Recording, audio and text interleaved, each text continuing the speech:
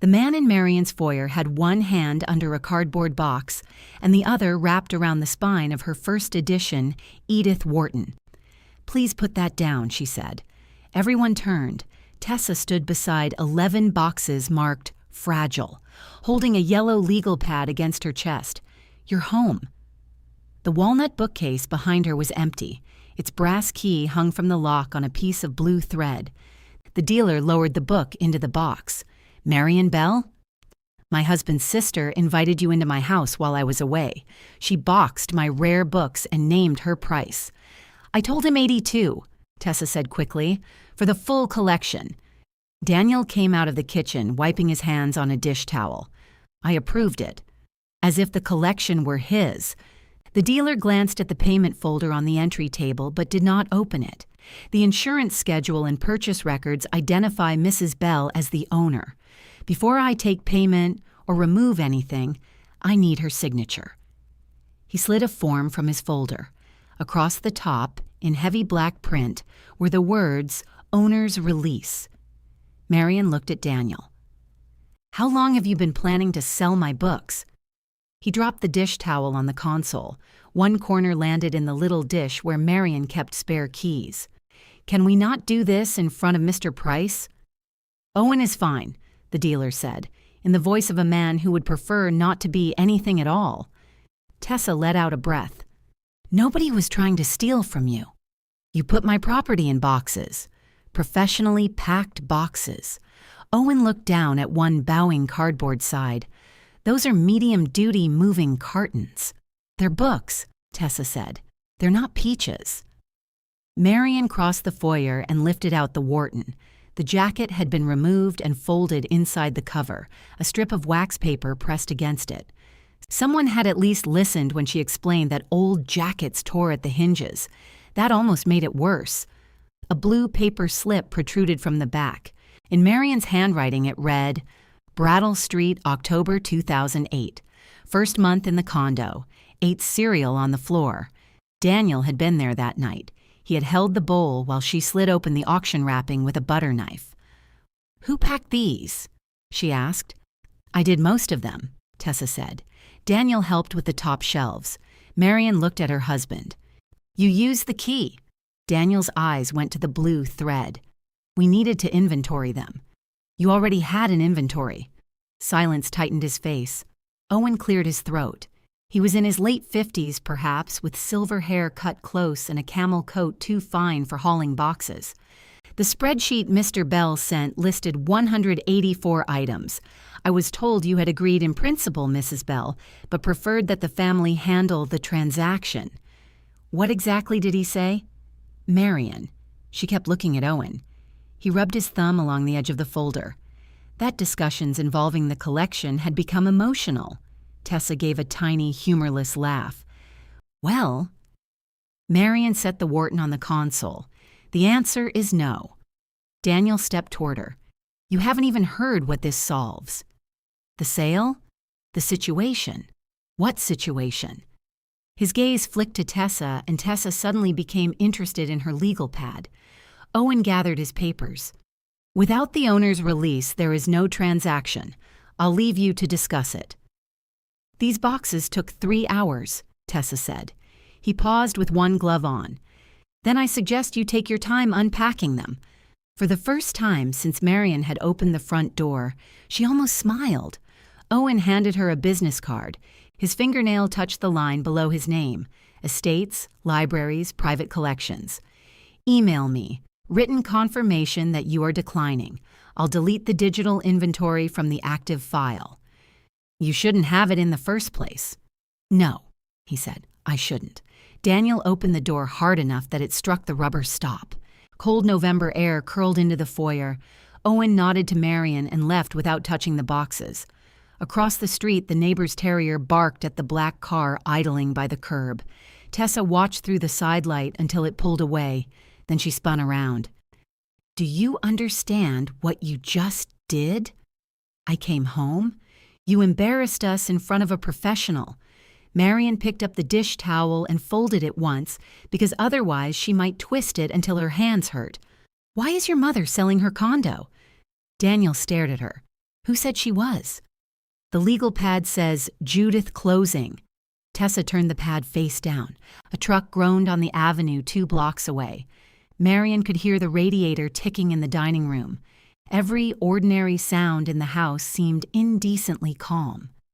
Daniel closed the door. Mom's been having trouble with the stairs. Since when? Since summer, Tessa said. Marian looked from one to the other. I took her to lunch 3 days ago. She spent 20 minutes telling me about the upstairs neighbor's new exercise bike. She didn't mention moving. We were waiting until we had a workable plan, Daniel said. We? He put his hands on his hips. He wore the gray quarter zip Marian had given him last Christmas, with sawdust still caught in the seam of one cuff. She can sell the condo, put some money away, and move in here. We convert your library into a bedroom. It already has the half bath next to it. Marian waited for the sentence to develop another ending. Tessa supplied one. The books pay for the renovation.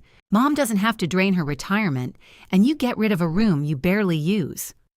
I use that room every day. You sit in there after dinner, Daniel said. You can read in the living room. Where will I work? We can put a desk upstairs. In our bedroom? We haven't finalized every detail. You finalized a price. Daniel rubbed both hands over his face. Because I knew you'd react like this. Like what? Like every practical question is an attack on your identity. Tessa sank onto the lowest stair and pulled off one boot. Can we keep our voices down? My head is splitting. Marian looked at the coat closet. Tessa's red wool coat hung beside Daniel's. Under it sat an overnight bag. How long have you been here? Since yesterday. Daniel told me you were in Hartford. He told you wrong. Daniel's jaw shifted. I said she might still be in Hartford. No, you said Tessa's in Hartford through Friday. I remember because you wanted Thai food, and I said she'd be disappointed we went without her. Tessa looked at him. You two have strange fights. This isn't a fight, Daniel said. It's a conversation Marian is determined to turn into a deposition. Marian unfolded the dish towel and set it neatly beside the key dish. Show me the spreadsheet you sent Owen. It's the same one you keep for the insurance company. Show me the email. For God's sake, show me where I agreed in principle. He walked into the kitchen. Tessa sighed and pulled her boot back on. He's trying to help Mom. He's not good at the approach, clearly, but his heart is in the right place. Did you expect me home? You were supposed to be at the medical writers' conference until tomorrow. I told Daniel last night I was leaving early. He probably forgot. Marian picked up the brass key. It was warm from the room, smooth at the bow from years of use. The blue thread knotted through it wasn't hers. She used a narrow leather loop. Where did you get this? Tessa nodded toward the key. Daniel gave it to me. This isn't my key. Then I don't know. Marian carried it to the kitchen. Daniel stood at the counter with the refrigerator open, though he wasn't looking inside. He stared past a jar of mustard and 3 takeout containers, as if a reasonable explanation might be behind them. She held up the key. You had a copy made. He shut the refrigerator. I couldn't find yours. It was in my purse. Which was with you. Exactly. His mouth tightened. I wasn't breaking into a bank vault. No, you were opening my bookcase. Our bookcase. My books. Our house. The words landed between them with the clean, hard sound of a glass set down too fast. Daniel looked away first. Mom helped us when I started the shop. Your mother lent you $30,000. We paid her back. She gave me flexibility no bank would have given me, and I covered the mortgage for 14 months. I know what you did. Do you? Tessa appeared in the doorway, now wearing both boots. Mom isn't keeping score. Marian laughed once. She didn't mean to, and the sound startled all 3 of them. Tessa flushed. What? Judith has the receipt from a toaster she returned in 2017. That's different. She thought the store shorted her $6. They did, Daniel said automatically. For a second, Tessa's mouth twitched. Daniel almost smiled. It was the familiar rhythm of them, Judith's grievances polished into family folklore, repeated until control sounded charming.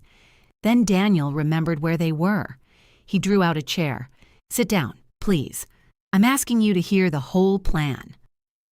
Marian remained standing. "Mom's place will sell for around $400, he said. "After the balance and fees, she'll have enough to be secure, but construction costs have gone insane. She needs a safe bathroom, wider doors, the flooring leveled. If we sell the collection, we can do it properly and put the remainder toward household expenses." "We?" "It's her living arrangement, Marian. It affects both of us." "When were you planning to tell me she was living here?"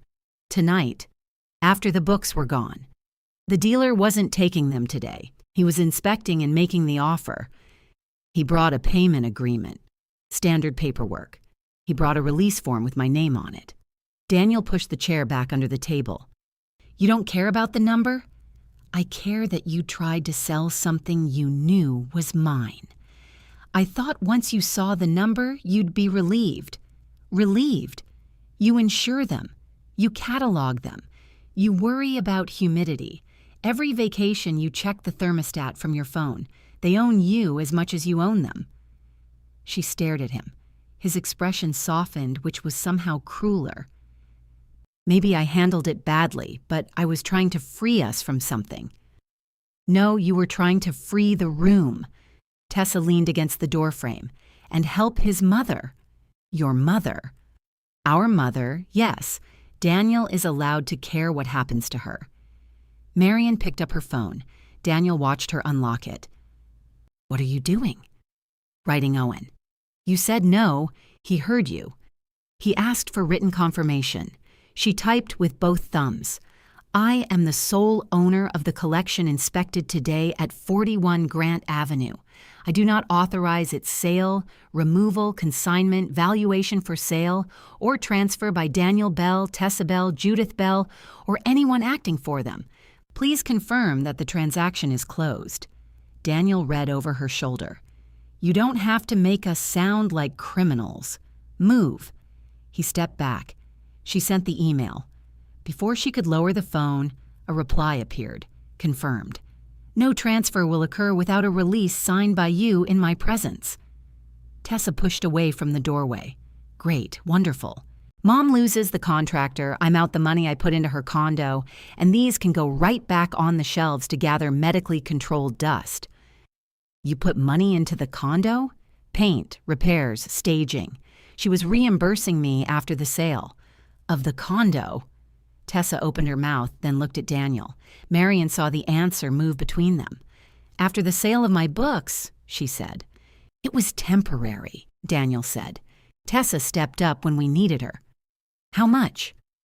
$11,000, Tessa said.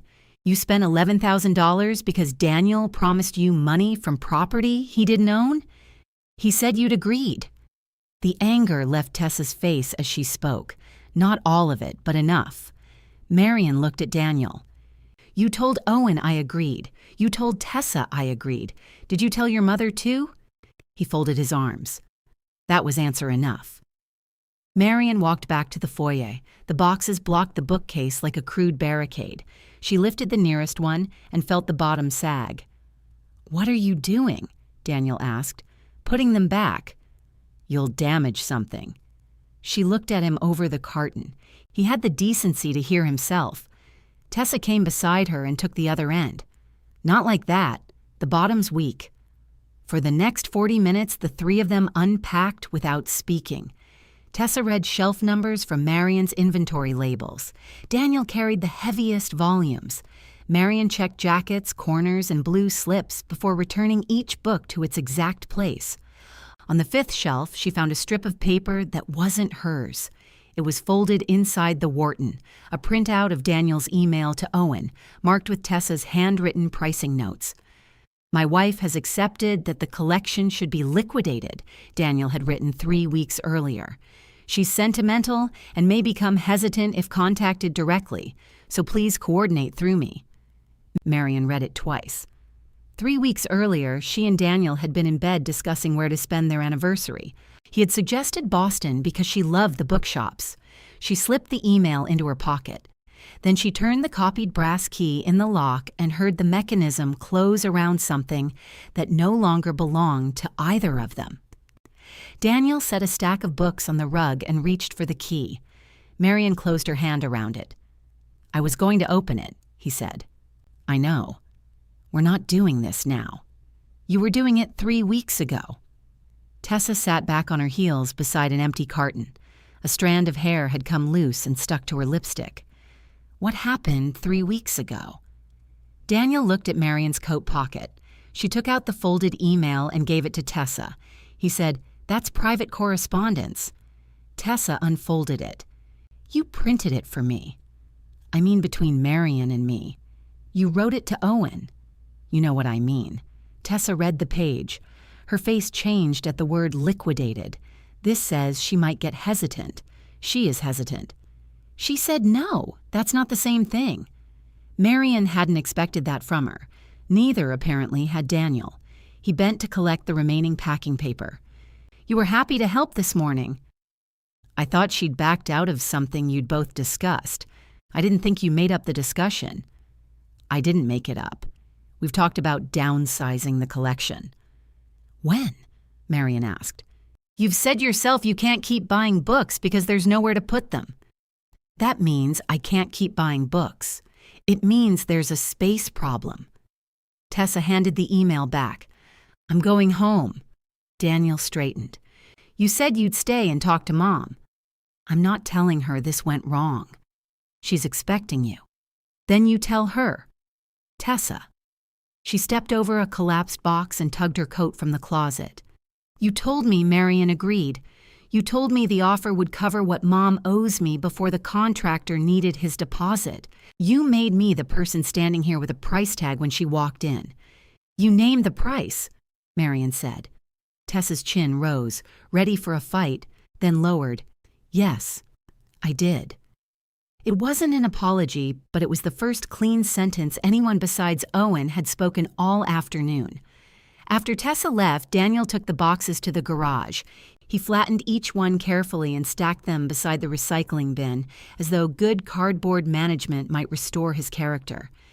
Marian went upstairs, removed the email from her pocket, and put it in the shallow drawer where she kept passports and insurance documents. Her leather key loop lay in the bottom of her purse. She threaded the original brass key onto it, then placed the copy beside Daniel's email. He appeared at the bedroom door. "I'm making soup," he said. She waited. "Do you want some?" "What I want is for you to sleep in the guest room." His shoulders dropped. "Marian, tonight. Don't make decisions while you're furious. I'm deciding where you sleep, not where you're buried." He gave a short breath that might once have become a laugh. "That sounds like you." "What does?" "Making a joke so you don't have to admit you're hurt." The accuracy of it made her grip the drawer pull. Daniel saw that he had reached her and stepped into the room. "I'm sorry you came home to that." She closed the drawer. "You're sorry I saw it." "No, I'm sorry for the way it happened. The way it happened was the thing you did.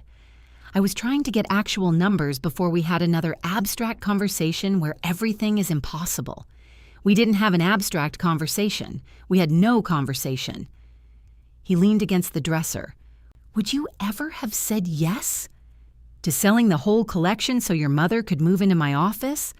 There. You hear a question and turn it into the worst possible version. That is the version. The worst version is Mom falls on those stairs, breaks a hip, and spends the rest of her life in some facility she hates while we sit here guarding first editions." Marian looked at him. "Did Judith fall?" "She almost did. Did she tell you that?" "She doesn't have to stage an accident for us to see what's coming. Then we discuss a railing, or a first-floor condo, or what she can afford after she sells. We don't start with my books and my room." "She wants to live with family." "Did you tell her I agreed to that too?" His silence was softer this time, almost apologetic. It still meant yes. Daniel slept in the guest room. Marian heard him moving after midnight, opening the linen closet, running water in the hall bathroom, returning twice for things he'd forgotten. At 1:15, he knocked lightly. "I left my phone charger." She found it on his nightstand and handed it through the gap. "Thank you," he said. She shut the door. In the morning, he had made coffee and put her blue mug beside the machine. He'd also left the copy of the brass key on the kitchen counter. Marian carried her coffee into the library without touching it. She began at the top shelf with a legal pad, recording every scuffed corner and loosened jacket. 3 volumes had been shelved upside down. A 1911 printing of Ethan Frome had a compressed spine where heavier books had been laid on top of it. None of the damage was catastrophic. That distinction seemed important, though she didn't know to whom. At 9, she called Owen. "I'd like the collection moved," she said. There was a pause. "Moved where?" "I'm researching storage. I can recommend 2 facilities, independent of my business. I won't receive a referral fee." "Can you verify the condition before it goes?" "Yes. That would be a paid appraisal service." "I understand. Your husband may object." "My husband objected to the thermostat setting for 17 years and never learned the password." Owen made a sound low in his throat. Was that a laugh? A professional cough. He emailed 2 names. Marian chose the smaller facility, which occupied a renovated brick warehouse near the river and specialized in paper, textiles, and musical instruments. The monthly fee made her wince. She booked it anyway, along with a bonded moving crew for Thursday morning. Daniel found out when the facility called the house to confirm the loading address. "You're removing them?" He stood in the doorway of her office, still wearing his work boots. "I'm storing them." "For how long?" "I don't know." "Do you understand how this looks?" "To whom?" "To me." She turned back to her monitor. A cardiology manuscript waited on screen, 1 paragraph containing both utilize and usage 4 times. On an ordinary day, she would have called Daniel in to hear it. He liked bad professional prose. He would invent diseases cured by the strategic deployment of synonyms until she laughed hard enough to lose her place. He took off his cap and tapped the brim against his thigh. "I can change the lock." "You already solved that problem by making another key." I gave the copy back. "After using it." "I made a serious mistake, I'm not denying that." "You called it bad handling yesterday." "I'm trying to apologize." "No, you're trying different wording." His cap stopped moving. What would count, Marian? She looked at him then. He seemed tired. There was a shallow cut across one knuckle, packed with pale sawdust. "Tell Judith she isn't moving in." His mouth opened, but he didn't answer. "There," she said. "That would count." "It isn't that simple." "It was simple when it was my room." He put on his cap. "Mom wants to come over tomorrow night." "No. She wants to explain. She can explain to you. You're the one who agreed." "She thinks you're angry with her." "I am angry with her." "Then maybe an adult conversation." I had one yesterday with the man buying my books. Daniel stared at her for a long moment, then walked out. Judith came anyway. She arrived at 6 the next evening carrying a foil-covered casserole and a potted orchid with 4 white flowers. Marian opened the door and looked at both offerings. "The orchid was on sale," Judith said. "The casserole wasn't. You should take the plant home. The light here is wrong. I've seen orchids in rooms darker than this, and I've seen them dead." Judith stepped inside. "Well, now we're discussing horticulture, which is already an improvement." Daniel appeared from the kitchen, wiping his hands on another dish towel. Marian wondered if he had begun cooking solely to have something to hold. "Mom," he said, "we agreed you'd call." "I did. It went to voicemail." "That is an agreement." Judith handed him the casserole. "Put this in at 350. It's already hot." "Then 200. Daniel carried it away. Judith placed the orchid on the entry table and removed her gloves 1 finger at a time. Her silver hair was set perfectly despite the wind. I understand Tessa created a spectacle. Tessa had help. She has always loved a project. When she was treasurer of the garden club, she had badges made. I'm not discussing Tessa. No, I suppose I'm the villain. Marian stepped into the library and switched on the lamps. Judith followed. The books glowed behind the glass, orderly enough to conceal the boxes. Judith walked along the shelves. It is lovely. Yes. And valuable. Yes. So you see why Daniel thought of it. Marian turned. That's your defense? I didn't say it was a defense. I said I see the connection. People look for value where value exists. People usually ask the owner. Daniel told me you were open to it. Daniel lied. Judith's eyes flickered toward the hall. That's an ugly word. It describes an ugly thing. He was trying to avoid putting me in the position of begging my daughter-in-law for a bedroom. You could avoid that position by not asking for my bedroom downstairs. It's a library. It's where I work. You work on a computer. Computers move. So do people. Judith's lips pressed together. I don't want to be a burden. Marian almost admired her ability to make the threat sound like a sacrifice. Then don't move into a house where one person doesn't want you. From the kitchen came the metallic slide of an oven rack. Judith lowered her voice. Daniel wants me here. That doesn't settle it. It is his house. It's our house. He believes marriage means taking care of each other's families. I've driven you to every medical appointment for 5 years, and I have appreciated it. Who makes your medication list before you go? You do. Who arranged the plumber when your water heater broke? You did. Who spent 4 weekends sorting your basement because Tessa's back hurt and Daniel had a commercial install? Judith's face hardened. If you've been keeping an account, send me the bill. That's exactly the problem. I never kept one. Daniel did. He looked at everything I gave and decided it meant there was no limit. Judith sat in Marian's reading chair. Do you know what it cost me to lend him that money for his shop? He repaid you with interest. That isn't what I asked. No, I don't know what it cost you. You and Daniel made that arrangement. I delayed my retirement. Then he owes you gratitude. He doesn't owe you my consent. Judith looked toward the locked case. Those books will be dust long after we're gone. They may be. And that comforts you? Right now, the lock does. Daniel called them to dinner. They ate Judith's chicken casserole at the kitchen table. It was too salty, though nobody said so. Daniel asked about the condo showing.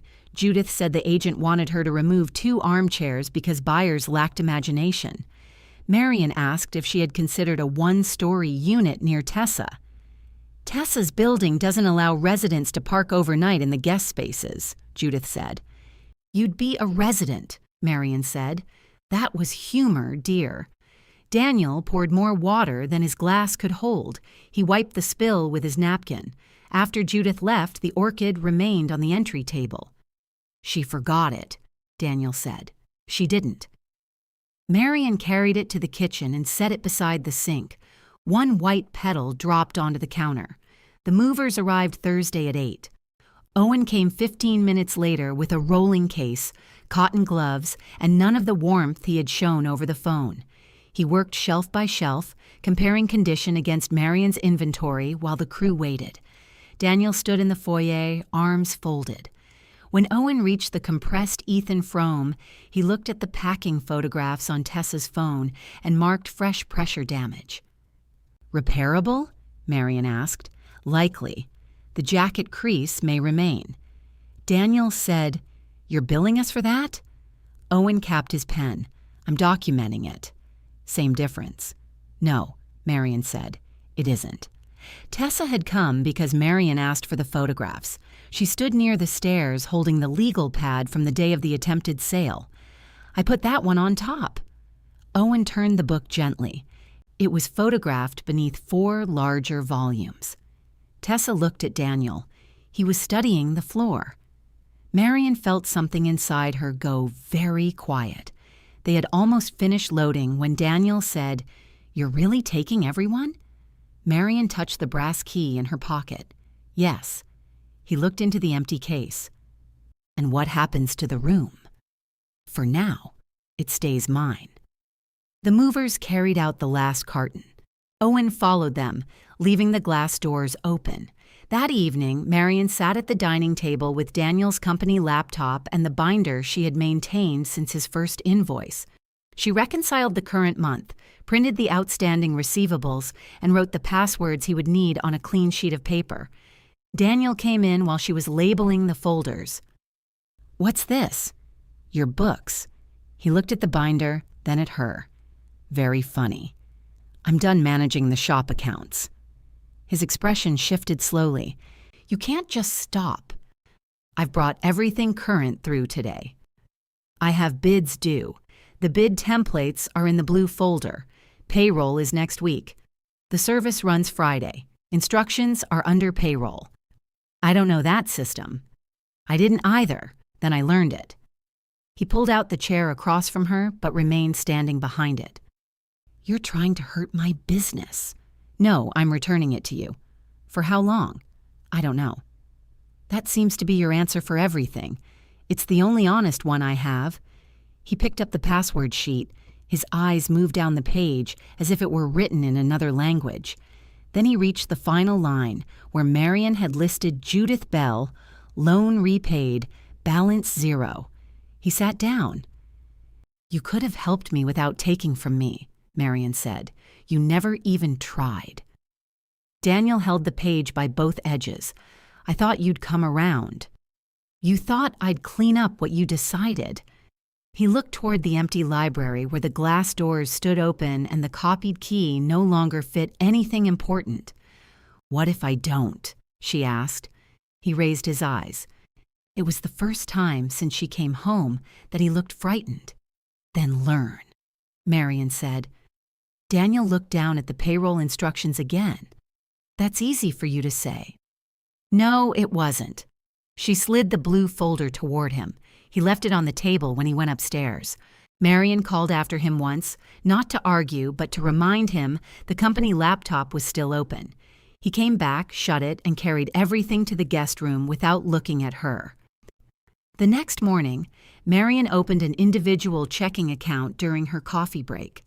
She changed her direct deposit, calculated her share of the mortgage, utilities, groceries, and insurance, then transferred that amount into the joint account with a $200 cushion.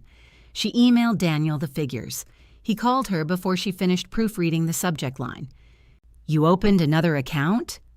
"I changed where my paycheck goes." That's what people do before they file for divorce. It's also what people do when their husband assigns their property to his family.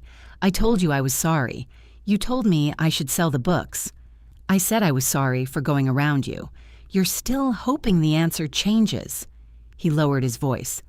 A table saw whined in the background. "I'm hoping we can make one decision based on what's best for more than one person. That's what consent is for, Daniel. More than one person means more than one answer." He hung up. At noon, someone from the Wellington Hotel called Marian about an unpaid cabinetry invoice. "We received the installation statement," the woman said, "but not the deposit reconciliation. Daniel said you normally prepare it." "I used to handle the bookkeeping without pay. Daniel is handling it now." There was a pause. "Should I call his mobile?" "Yes." "Is everything all right?" "He has the necessary records." It wasn't an answer, and they both knew it. Marian gave her Daniel's number anyway. That evening, he came home with grocery bags and a basil plant. "For the kitchen," he said when he saw her looking at it. The orchid took the good spot. Judith's orchid had already lost 2 flowers. Daniel had moved it to the center of the breakfast table, where its roots glowed green through the clear plastic pot. He made spaghetti and opened a bottle of wine they'd been saving. Marian drank half a glass and listened while he described a restaurant job with walnut banquettes and an owner who changed the dimensions every 48 hours. For 10 minutes, they sounded married. Then Daniel twirled pasta onto his fork and said, "Mom can delay moving in until spring." Marian set down her glass. "I'm trying to compromise." You're postponing the same decision. She's already accepted an offer on the condo. That was her choice. She made it based on what we discussed, what you discussed. I live here too, and you can't invite another person to live here over my objection. Not just another person, my mother. That makes the consequences longer, not smaller. He pushed his plate away. You won't even meet me halfway. What is halfway between consent and no consent? You keep using that word like I'm trying to operate on you. You copied a key, opened a locked cabinet, and priced my property while I was out of town. They're books. Then why do you need them so badly? The basil leaves trembled in the draft from the heating vent. Daniel watched them, jaw working. The shop has been tight, he said. Marian went still. How tight? I have receivables. The hotel owes me, the restaurant deposit is late, and lumber costs hit before final payment. It's a timing issue. Were you planning to use money from the books? Only as a bridge. Did Judith know? She knows business has cycles. That isn't what I asked. Daniel stood and carried his plate to the sink. You always say you want the truth, but every truth becomes another charge. Because you're releasing them in installments. He rinsed the plate. I didn't know the numbers 3 weeks ago, but you knew enough to email Owen. The collection could have solved several problems at once. There it was, the cleanest version of his thinking. Her books had become money before he had chosen which need deserved it. Marian picked up the basil plant and moved it off the vent. Daniel slept at Judith's for the first time 2 nights later. He said she needed help moving a cabinet. He took his shaving kit. On Saturday morning, Judith called at 8.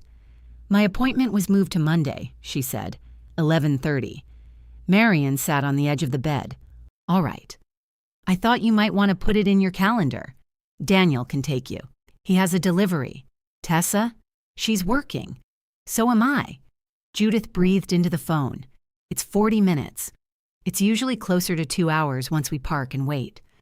You make it sound like prison transport. I'm not available.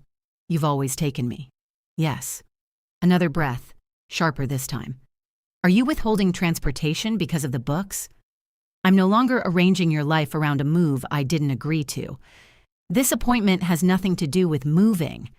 Then ask the person who invited you to live with him. Judith was quiet. Marian almost filled the silence. She nearly offered Tuesday instead, or said she could leave work early if the doctor had no other opening. The offer rose out of habit, fully formed. She let it dissolve. Daniel drove Judith. The restaurant delivery went out late, and the owner held back part of the payment until missing trim was installed. Daniel told Marian this at 11 that night, standing in their bedroom doorway. I hope making your point was worth $8,000. Your mother's appointment didn't cost $8,000. I missed the delivery because you wouldn't take her. You missed the delivery because you chose to take her. She needed someone. So did your client. Listen to yourself. I have. It's new. He stared at her as though she had begun speaking in a voice he disliked but recognized. The following week, the storage facility called while Marian was in a meeting. She stepped into a stairwell, one finger in her other ear to block the echo. We need updated proof of coverage, the manager said. Your insurer shows the scheduled property rider terminated effective yesterday. That's impossible. They confirmed it this morning. Marian opened the insurance app on her phone. The collection no longer appeared under scheduled property. The base homeowner's policy remained. Was any reason given? Policyholder request. I'm the policyholder. The documents list you and Daniel Bell jointly. She called the insurance company from the landing. After 3 transfers, a representative confirmed that Daniel had removed the rider online. The confirmation had gone to an old shared email address Marian rarely checked. He can do that without my approval? Either named insured can request a coverage change. Her fingers went cold around the phone. Reinstate it. We'll need a new valuation because the property's location changed. Underwriting can take 5 business days. The collection is uninsured now. It may have limited coverage under your homeowner's policy, subject to exclusions and caps. It isn't in my home. Then I recommend asking the facility about temporary coverage. The facility offered a short-term policy at a rate that looked like a punishment. Marian bought it. She emailed Owen for a copy of his condition report and asked him to expedite the valuation. Then she called Daniel. He answered with, "I can't talk. I'm at the restaurant." You canceled the book rider. I removed a $400 monthly expense for property that isn't in the house. You didn't ask me. You didn't ask me before moving it. They're my books. It's our insurance bill. I was paying it. Out of our money.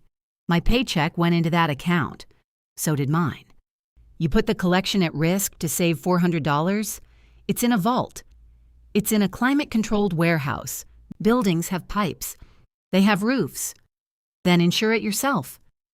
The words came fast, sharper than he seemed to intend. There was a clatter behind him and someone calling his name. "Apparently I have to," Marian said. "Marian, wait." She ended the call. At her desk, she opened the shared email account. Thousands of unread promotions crowded the inbox. She searched the insurer's name, found the cancellation notice, and printed it. Then she searched Daniel's sent messages. The folder was empty. She sat there for several minutes, hearing the office ventilation click on and off above her. She had known Daniel was angry. She had not understood that he could recognize risk and use it as pressure. Owen called near 5. "I'm sending the report now," he said, "but there's another issue." "What issue?" "I received a release this afternoon." Marian pressed her fingertips to the desk. "From Daniel?" "From an email address bearing his company domain. The form has your typed name on the signature line. Typed how? /s/Marian Bell. I didn't sign it. I assumed not. Your catalog acknowledgement from 2 years ago has a handwritten signature, and the form came from the same party I'd already been told lacked authority." "What did the release authorize?" "The original sale. Same price, same inventory. Payment to a joint account." Marian looked through the glass wall of her office. 2 colleagues stood by the copier, arguing cheerfully about lunch orders. One held up a sandwich menu. Life continued with insulting competence. "Can you send it to me?" "I can. Do not contact Daniel yet." I had no intention of proceeding. "He'll say he thought an electronic signature was enough."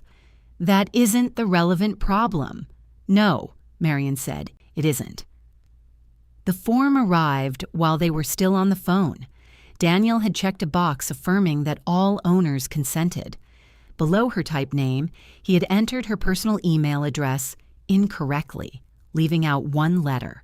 Marian thought of the first year of his shop when she had corrected every contract before he sent it. He used to joke that she prevented expensive vowels. "Thank you," she said to Owen. "Mrs. Bell, I recommend you communicate through counsel if this continues. I'm not ready to decide what this is yet. That's your decision. My file is frozen." After they hung up, Marian printed the release and placed it with the email and the cancellation notice. She did not call Daniel. She toured an apartment instead. It was on the 3rd floor of a converted factory with uneven brick walls, tall windows, and a kitchen drawer that stuck halfway open. The bedroom faced an alley. The living room faced west, and one wall was long enough for the walnut bookcase if the movers removed its doors. "How soon is it available?" she asked. The leasing agent said, "First of the month." Marian took the application home. Tessa was sitting on the front steps when she arrived. Her red coat was buttoned to the throat, and the yellow legal pad rested on her knees. "Daniel isn't here," Marian said. "I know. He's at Mom's." Marian unlocked the door, but did not invite her in. Tessa held up her phone. "I found out why Mom's pushing the closing." "The contractor?" "Partly." She opened a message thread and handed the phone over. Judith had written that Tessa's $11,000 would be repaid as soon as Marian's collection sold. 4 days later, in a separate thread with Daniel, Judith had promised to put the leftover book money into his shop so he could get through winter. "He promised money that wasn't his," Tessa said. "She promised it twice." Marian scrolled upward. Above Judith's replies was Daniel's first message, dated 2 days before Judith had mentioned selling the condo. Marian's books are worth enough to fix all of this. Not Judith's idea, his. Tessa watched her read. I sent myself screenshots. Why? Because my family edits history while it's still happening. Marian gave the phone back. Are you leaving him? Tessa asked. I'm filling out an application. That isn't what I asked.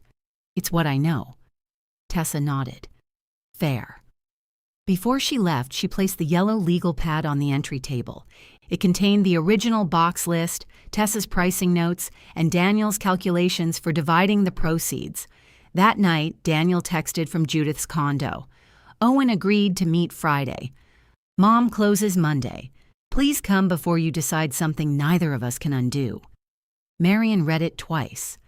Then she went upstairs, opened the drawer, and laid the old brass key beside the apartment application.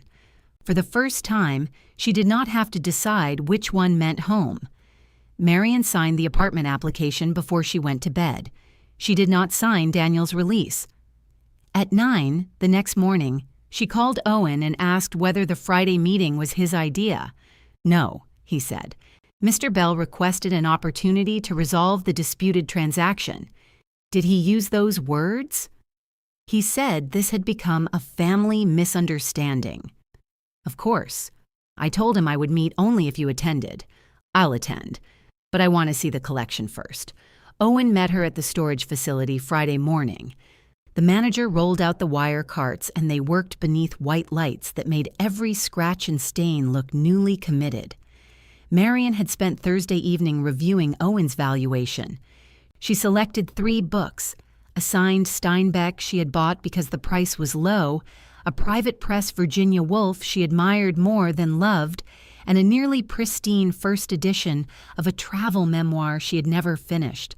Their blue slips surprised her. The Steinbecks read, Philadelphia, March 2012. Daniel said, buy it before I could lose my nerve. The Wolfs, Grant Avenue, August 2016. Judith brought lemon bars. Daniel signed the shop lease. The travel memoir had only a date and the name of the dealer. Owen watched her set them apart. You're considering selling? These 3. The Steinbeck market is steady. The Wolf could take time if you want the right number. I do. And the 3rd? I'm comfortable letting it go. He nodded once. I'll prepare a limited consignment agreement. I also need a release covering your custody of the full collection while you verify the condition report. No sale authority except for these. I can do that. And payment goes to an account in my name. Owen's eyebrows rose slightly. Is that a problem? No, it's clarity. While he drafted the documents, Marian sat on a folding chair between 2 empty carts and called the family attorney she had met the day before. The consultation had lasted an hour. The attorney had not promised speed, victory, or the satisfaction of watching Daniel regret things in a conference room. She had asked practical questions about income, debts, the house, the shop, and whether Marian felt safe returning home. Marian had said yes, then hated that yes was the best thing she could say about her marriage. She paid the retainer from her new account. At 2, she entered Owen's office carrying a document envelope and the 3 blue slips. Daniel and Judith were already seated at the conference table. Judith wore navy and pearls, dressed as if they were there to close on a respectable piece of real estate. Daniel had shaved, but there was a nick under his jaw. A clean white bandage covered the cut on his knuckle. On the table sat the original payment agreement. Judith gestured to the empty chair. Thank you for coming. Marian sat across from Daniel. Owen closed the door. Before we begin, I want the record to be clear. I have no authority to mediate a family dispute. I can discuss only the ownership, custody, and potential purchase or consignment of the books. We understand, Daniel said. Judith looked annoyed by the plural. Owen placed the electronically signed release on the table. Mrs. Bell has confirmed she did not execute this. Daniel looked at Marian. I thought /S was acceptable. For the person signing, Owen said, I was signing on behalf of our household. The form does not contain a household signature line. Daniel's face darkened. You knew she wasn't signing anything while she was angry. I was trying to keep the offer open. You checked a box saying I consented, Marian said. I knew you'd come to the meeting. That isn't consent. Judith put one hand on Daniel's arm. Arguing about the form doesn't solve where we are today. Where are you today? Marian asked. My condo closes Monday. The buyer wants possession in 5 weeks. The contractor cannot hold the date without a deposit, and Tessa needs to be repaid. Then don't hire the contractor. Judith stared at her. And live where? In a place you can afford. I can afford to live with my son. You can't afford the price you attach to it.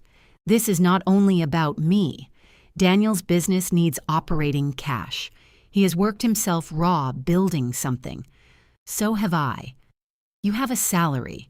I also spent 6 years running his office at night. Daniel shifted in his chair. Nobody asked you to do that. The sentence struck hard enough that Marian's vision sharpened around the edges.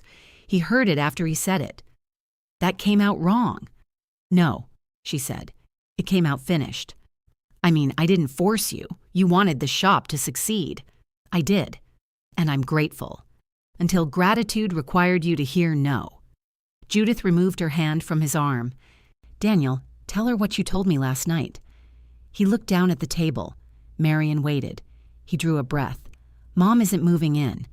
Judith's head turned. We said we would discuss alternatives. That's what I'm doing. You said Marian needed to hear that you understood. Daniel faced Marian. I understand. Do you? I should never have offered the books. I should never have told anyone you agreed. Or canceled the insurance. Judith blinked. You did what? It was a temporary expense decision, Daniel said. You told me they were fully protected at the warehouse. They were. For several days they weren't, Marian said. I bought temporary coverage. He looked at her envelope. Is that what this is? Receipts? Some of it. I'll pay you back. With what? The question silenced him. Owen entered from the adjoining room with a second folder. He placed it beside Marian. Daniel stared at it. What's that? My decision. Marian opened the folder. Owen had prepared 3 documents. The first acknowledged her sole authority over the collection.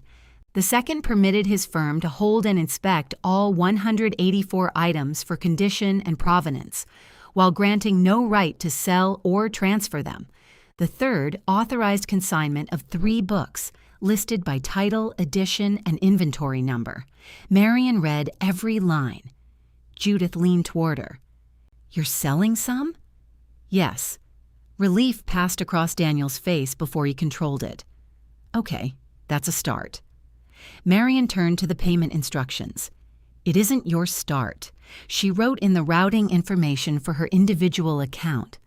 The proceeds will cover the apartment deposit, insurance, repairs to the damaged books, and professional fees. Daniel looked at her as if only one word had reached him. Apartment? I signed the lease. You signed it last night. Yes. Before hearing me say Mom wasn't moving in. You said it after trying to use my name on a release. I was trying to get you into this room. You could have asked. You stopped answering me. I answered every question. You didn't like the answers. Judith sat back. Her posture remained perfect, but her hands were no longer still. You're ending your marriage over books. Marian looked at Daniel. He did not repeat it. That hurt in a different place. No, Marian said. I'm ending my participation in an arrangement where my work is love, my money is ours, my property is negotiable, and my no is an obstacle to work around. This isn't what I want, Daniel said. It was what you protected. Owen moved the signature page toward her. Marian signed in blue ink slowly enough that every letter looked like hers. She dated it, initialed the inventory page, and returned the pen. Owen compared the signature to his file. Then he signed as witness. He picked up the original payment agreement, the one authorizing $82,000 for the entire collection, and slid it across the table to Daniel. This transaction is closed. Daniel did not touch it. Judith rose. I need air. She walked out without her handbag. A moment later, she returned for it, furious at the indignity, and left again. Daniel remained seated. Did Tessa give you the messages? He asked. Yes. Mom was panicking. You suggested the books before she suggested moving. I was panicking too. That doesn't improve it. I saw the receivables, the condo, the construction. I saw one thing that could fix all three. You saw my collection. I saw value. Marian thought of Judith standing in the library saying people looked for value where value existed. Daniel pressed his palms flat on the table. I didn't understand what I was doing until you took your hands off everything. The invoices, Mom's appointments, the accounts. I kept thinking you were punishing me. And then I realized those things were only running because you were running them. Marian said nothing. I hired a bookkeeper yesterday. Good. He charges more than I expected. He probably should. A tired laugh escaped him. This time she almost joined him. The old reflex moved through her and stopped. Daniel looked at the signed release. Is there anything I can do? Cooperate with the financial disclosures. Don't move money out of the joint account. Don't use my name. I mean about us. I know. He nodded, once, as if she had declined another offer. 5 weeks later, Judith moved into a one-bedroom rental 6 blocks from Tessa. It had an elevator, assigned parking, and a balcony too narrow for her outdoor table. She complained about all three. The condo proceeds let her repay half of Tessa's expenses immediately. They arranged monthly payments for the rest. Tessa sent Marian a photograph of the first check and wrote, "Documenting history before anyone improves it." Marian answered with a single blue heart. Daniel hired the bookkeeper for 8 hours a week and learned to submit payroll himself. The Wellington paid after he corrected the reconciliation. The restaurant withheld the balance until he installed the missing trim, which he did on 3 consecutive Sundays. His business survived. It simply stopped being supported by invisible hours that belonged to someone else. He and Marian listed the house in early spring. They communicated through short emails about repairs, showings, and which wine glasses belonged to whom. Sometimes Daniel added a sentence that had nothing to do with the house. The basil died. I overwatered it. Mom says her new neighbor steals recycling bins. Found the Thai menu behind the radiator. Marian answered the questions and left the rest untouched. The Steinbecks sold first. The travel memoir went to a collector in Oregon. Owen found a buyer for The Wolf who negotiated for 9 days and paid within 9 minutes. After fees and restoration costs, the proceeds covered what Marian had intended. She kept the blue slips. The walnut bookcase fit against the west wall of her apartment with less than an inch to spare. Afternoon light warmed the glass, so she added filtered shades and set the thermostat password before the first book came home. A locksmith replaced the damaged ward inside the cabinet. At Marian's request, he altered the old brass key by hand to fit the new mechanism and made no copy. He snapped the duplicate Daniel had returned, then laid the 2 useless halves on his cloth. Marian threw them away. On the evening she finished shelving the collection, she placed the Wharton where it had always belonged. The old blue slip still marked the memory of cereal on the condo floor, Daniel holding the bowl while she opened the package. She did not remove it. A true memory did not become false because the people inside it changed. 3 spaces remained empty. In each one, Marian placed a new blue slip, sold by my decision. She closed the glass doors and slipped the brass key from its leather loop. It turned smoothly in the new lock. Then she placed the only key in her pocket.